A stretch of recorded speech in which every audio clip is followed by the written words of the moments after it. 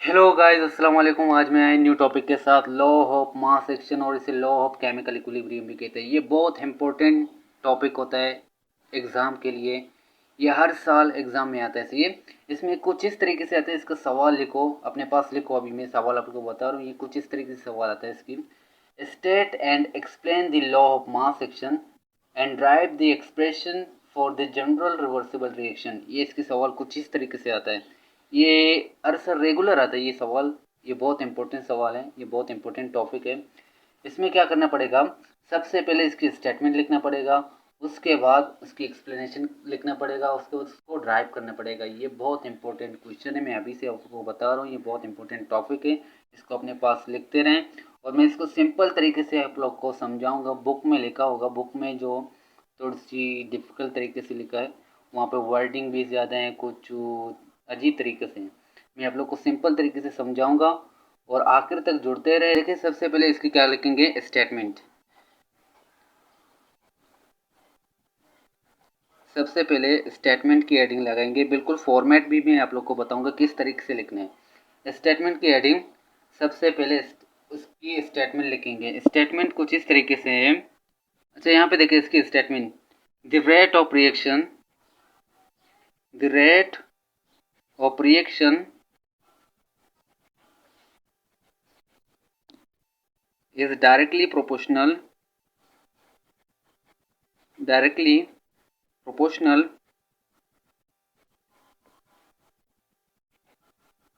to the product of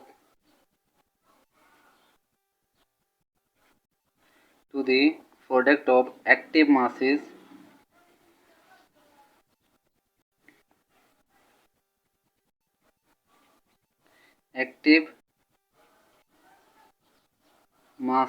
of the reacting substance, reacting substances। ये यहाँ पे देखिए इसकी स्टेटमेंट क्या लिखा मैंने। The rate of a reaction is directly proportional to the product of active masses of the reacting substance. ये क्या हो गया, इसे कहते हैं लॉ ऑफ मास एक्शन। इसमें क्या कह रहे हैं, सबसे पहले बात ये याद रखिए डायरेक्टली प्रोपोर्शनल क्या होता है, और दूसरी बात ये एक्टिव मास। यहाँ पे एक्टिव मास लिखा हुआ है। अगर एक्टिव मास आप लोग को समझ में नहीं आ रहा है, कंसंट्रेशन भी लिख सकते हैं। एक्टिव मास की जगह कंसंट्रेशन भी लिख सकते हैं। और डायरेक्टली प्रोपोर्शनल क्या होता है, डायरेक्टली प्रोपोर्शनल में आप लोग को यहाँ पे समझाता हूँ। डायरेक्टली प्रोपोर्शनल से मुराद, जैसे मैं यहाँ पे लिखता हूँ ए और यहाँ पे लिखूँगा बी। एक होता है हमारे पास डायरेक्टली प्रोपोर्शनल, एक होता है इनवर्सली प्रोपोर्शनल। ये हमारे पास ये जो साइन है प्रोपोर्शनलिटी की, जब ये दोनों आमने सामने हो, इसे कहते हैं डायरेक्टली प्रोपोर्शनल। डायरेक्टली प्रोपोर्शनल से मुराद, जब एक चीज़ को इंक्रीज करेंगे दूसरा चीज़ खुद ब खुद इंक्रीज हो जाएगा। जब एक चीज़ को डिक्रीज करेंगे दूसरा चीज़ भी क्या होगा, डिक्रीज होगा। सही है, ये हमारा क्या हो गया, डायरेक्टली प्रोपोर्शनल का रिलेशन। और दूसरी हमारे पास आता है इनवर्सली प्रोपोर्शनल। इनवर्सली प्रोपोर्शनल कुछ इस तरीके से होगा, 1/b। सही है, इसमें क्या होगा, इनवर्सली प्रोपोर्शनल में जब एक चीज़ को इंक्रीज करेंगे दूसरा चीज़ डिक्रीज होगा। सही है, ए को इंक्रीज करेंगे बी डिक्रीज होगा, या बी को इंक्रीज करेंगे ए क्या होगा, डिक्रीज होगा। ये हो गया हमारे पास इनवर्सली प्रोपोर्शनल। या ये हमारे पास आ गया डायरेक्टली प्रोपोर्शनल। ये सही है। ये क्या है, रेट ऑफ रिएक्शन हमारे पास क्या है, डायरेक्टली प्रोपोर्शनल किस चीज़ की, active mass, product of active masses of the reacting substance. जो अब यहाँ पे देखें, अब एक्सप्लेनेशन की हेडिंग, एक्सप्लेनेशन की हेडिंग लगाएंगे। उसमें हम क्या करेंगे, यहाँ पे लिखेंगे consider, consider a general reversible reaction, reversible reaction. हमें एक रिएक्शन लिखना पड़ेगा। रिएक्शन हमारे पास कुछ इस तरीके से बुक में लिखा होगा, ए प्लस बी रिवर्सिबल रिएक्शन है, क्या बनेगा, सी एंड डी। इसके साथ स्मॉल ए लिखा होगा, यहाँ पे बी एंड स्मॉल सी, यहाँ पे स्मॉल डी। सही, ये हमारे पास मॉल्स होंगे। मैं इसको बिल्कुल एक्सप्लेन करूँगा आप लोग को। फिर यहाँ पे करेंगे लेट, बिल्कुल फॉर्मेट के साथ आप लोग को बता रहा हूँ मैं। इसी तरीके से लिखना है पेपर में, बिल्कुल पूरे नंबर लोगे इसमें। सही, जितने भी नंबर के पूरे नंबर लोगे। लेट करने के बाद यहाँ पे मिलूंगा है concentration of A, concentration of B, concentration of C and concentration of D. सही है। ये इक्वल टू यहाँ पे ये क्या है हमारे पास, कंसंट्रेशन ऑफ ए क्या है हमारे पास, एक्टिव मास ऑफ ए। यहाँ पे मैं लिखूंगा एक्टिव मास ऑफ ए, यहाँ पे क्या लिखूंगा एक्टिव मास ऑफ बी। ये हमारे पास क्या है, सारे active mass of C, active mass of D. सही है। इस स्टेटमेंट के अंदर क्या बताया था, एक्टिव मास क्या होते हैं, कंसंट्रेशन। मैंने आप लोग को पहले भी बताया। ये जो ब्रैकेट शो कर रहा है, ब्रैकेट क्या है हमारे पास, कंसंट्रेशन को कहते हैं। सी ये हमारे पास क्या, active mass of A, active mass of B, active mass of C, active mass of D. इसी तरीके से आगे इसको प्रोसीड करेंगे, एंड लगाएंगे, हैंड की एडिंग। देखें A B C and D तो हो गया, इसके पास small A, small B, small C, small D, ये क्या होते हैं। यहाँ पे लिखूंगा मैं small A, B, C and D are the moles of capital A, B, C and D respectively. सही है। ये जो स्मॉल है, small B, small C, small D, ये हमारे पास क्या है, ये मॉल्स है। किस चीज़ की मॉल्स है, capital A, capital B, capital C, capital D. सही, मेरे ख्याल से अब आप लोग को समझ में आ गया स्मॉल ए, स्मॉल बी ये क्या होते हैं, ये क्या होते हैं, मॉल्स होते हैं। किस चीज़ की मॉल्स होते हैं, capital A, capital B, capital C and capital D. सही है। अब आगे क्या करेंगे, इससे आगे बात ये यहाँ पे लिखेंगे, according to law of mass action, law of mass action. अब बात यहाँ से शुरू होता है, लॉ ऑफ मास एक्शन क्या कहते हैं। लॉ ऑफ मास एक्शन क्या कहते हैं, मैंने डेफिनेशन में आप लोग को पढ़ाया था। रेट ऑफ रिएक्शन क्या होता है, डायरेक्टली प्रोपोर्शनल होते हैं किसकी, product of active masses. Product किसको कह रहे हैं, मल्टीप्लाई को कह रहे हैं यहाँ पे। सही है, किसको, मल्टीप्लाई। रेट ऑफ रिएक्शन पर यहाँ पे क्या होगा, यहाँ पे लिखेंगे rate of reaction, rate of forward reaction directly proportional होगा किसके, देखिए rate of forward reaction directly proportional किसके होगा, रिएक्टेंट। ये हमारे पास क्या है, डायरेक्ट, ये फॉरवर्ड रिएक्शन है, ये क्या है, रिवर्स रिएक्शन है।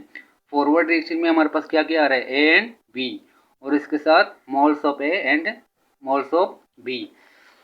अब यहाँ पे देखिए rate of forward reaction directly proportional किसके, reactant of A and B, और इसके साथ यहाँ पे क्या लिखेंगे, small A and small B. सही है, यहाँ तक आप लोग को समझ में आ गया उम्मीद है।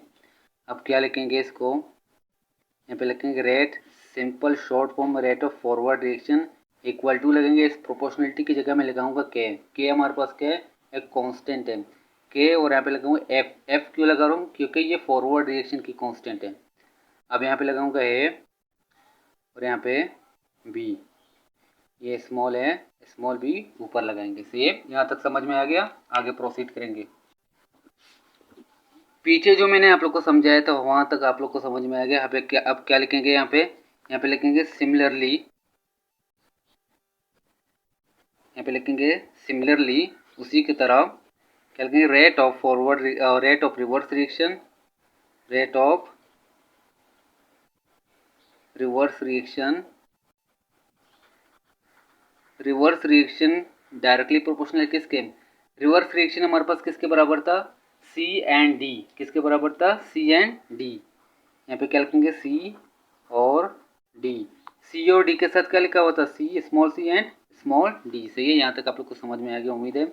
अब इसको शॉर्ट फॉर्म में कैसे लिखेंगे, रेट लिखेंगे, यहाँ पे स्मॉल आर लिखेंगे, प्रोपोर्शनलिटी की जगह क्या लिखेंगे, बिल्कुल सही के लिखेंगे, और के साथ क्या लिखना पड़ेगा, हमें आर लिखना पड़ेगा। आप एफ नहीं लिखेंगे क्योंकि ये रिवर्सिबल रिएक्शन है, स्मॉल आर लिखेंगे। अब यहाँ पे क्या लिखेंगे, concentration of C and concentration of D, small C and small D ऊपर लिखेंगे। सही है, उम्मीद है यहाँ तक आप लोग को समझ में आ गया। अब बिल्कुल इसी तरीके से यहाँ पे क्या लिखेंगे, एट इक्विलिब्रियम, इक्विलिब्रियम पोजीशन में क्या होगा, इक्विलिब्रियम पोजीशन में मैं कुछ इस तरीके से लिख सकता हूँ, rate of forward reaction equal to rate of reverse reaction. Equilibrium का मतलब क्या है, इक्वल से ये दोनों इक्वल होना, rate of forward reaction equal to rate of reverse reaction. Rate of forward reaction हमारे पास सबसे पहले यहाँ पे देखिए रेट ऑफ रिवर्स रिएक्शन किसके बराबर है, rate of reverse reaction K R capital C concentration of C and concentration of D. Same अब बात करते हैं रेट ऑफ फॉरवर्ड रिएक्शन किसके बराबर था, K F concentration of A concentration of A and concentration of B. और rate of forward की जगह क्या लिख सकते हैं, इसको हम लिख सकते हैं रेट ऑफ फॉरवर्ड की जगह हम लिखेंगे K F concentration of A and concentration of B. यहाँ पे क्या लिखेंगे, small A and small B. अब देखें आगे क्या प्रोसीड कर सकते हैं। के एफ को मैं यहीं पे लिखूंगा, ये के आर यहाँ पे क्या हो रहा है, मल्टीप्लाई हो रहा है, इस साइड आएगा डिवाइड, सही है, क्या आएगा इस साइड डिवाइड होगा, इक्वल टू लिखूंगा मैं यहाँ पे जब ये चीज़ मैंने उस साइड लेके गई, यहाँ पे क्या होता है concentration of C and D, concentration of C and D, small C and small D. अब यहाँ पे ये क्या हो रहा है, मल्टीप्लाई हो रहा है, ये मैंने के एफ अपनी जगह पे किया, ये क्या होगा यहाँ पे मल्टीप्लाई हो रहा है, नीचे आएगा डिवाइड, सही है। ये तो बिल्कुल सिंपल चीज़ है, मैं आप लोग को बता रहा हूँ। ये क्या होगा यहाँ पे ए एंड बी, सही है। अब यहाँ पे लेट करेंगे, थोड़ी सी प्रॉब्लम पेश होगा आप लोग को, क्योंकि ये कॉन्सेप्चुअल क्वेश्चन है। के एफ डिवाइड बाय के आर, ये के एफ डिवाइड बाय के आर किसके बराबर है हमारे पास, कैसी के, किसके कैसी के। अब यहाँ पे लिखेंगे कैसी किसके बराबर है हमारे पास, इक्विलिब्रियम कांस्टेंट, इक्विलिब्रियम कांस्टेंट। कैसी हमारे पास क्या है, इक्विलिब्रियम कांस्टेंट। इस के एफ डिवाइड बाय के आर की जगह क्या लिखेंगे, के सी। फिर यहाँ पे हम लोग लिखेंगे सिंपल के सी इक्वल टू कंसंट्रेशन ऑफ, इसकी जगह क्या लिखेंगे के सी, से ये, और क्या लिखेंगे concentration of C, concentration of D divide by concentration of A, concentration of B. यहाँ पे क्या लिखेंगे सी डी ए बी, सही है। ये हमारा क्या हो गया, यहाँ पे एक स्टेटमेंट लिखेंगे, this is the equilibrium constant expression, equilibrium constant expression.